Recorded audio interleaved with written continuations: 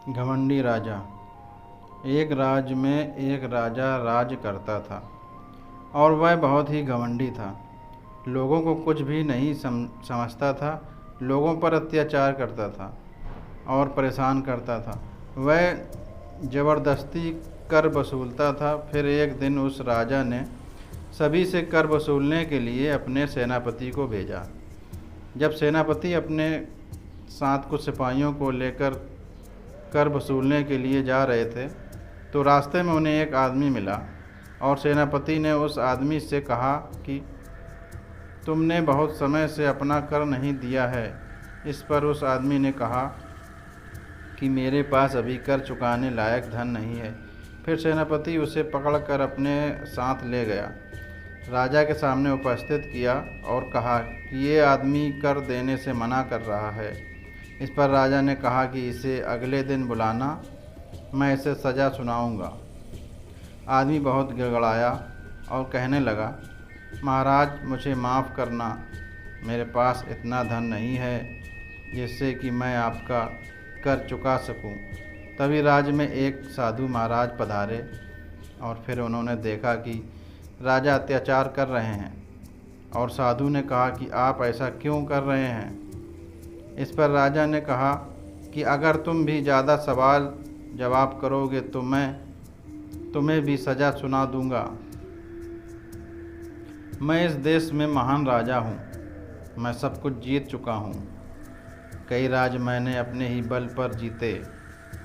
इस पर साधु ने कहा कि अगर तुम सब कुछ जीत चुके हो तो मेरे एक सवाल का उत्तर दो। अगर तुमने सही उत्तर दिया तो तुम्हें खुद समझ में आ जाएगा कि तुमने क्या जीता है। तो साधु ने पूछा कि अगर मैं तुम्हें एक ऐसी जगह पर लाकर खड़ा कर दूं जहां पर कुछ भी ना हो तो तुम क्या करोगे।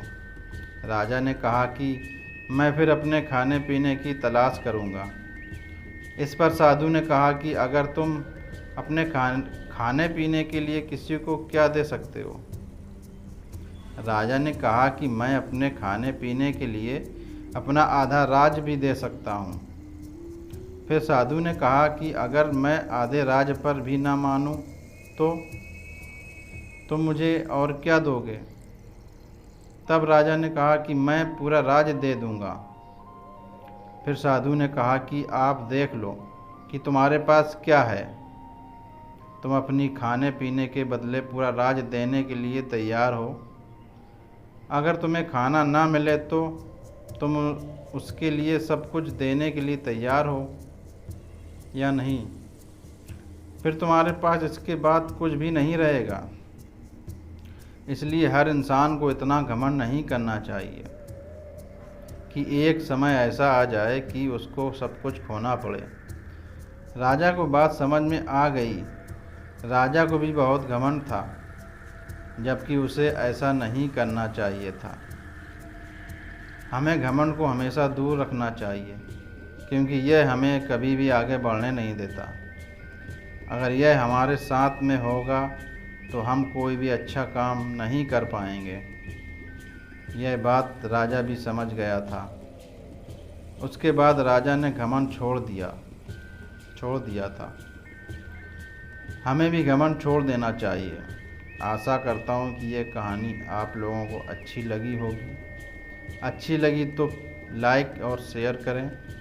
आप हमारे चैनल पर नए हो तो प्लीज़ सब्सक्राइब करें। धन्यवाद।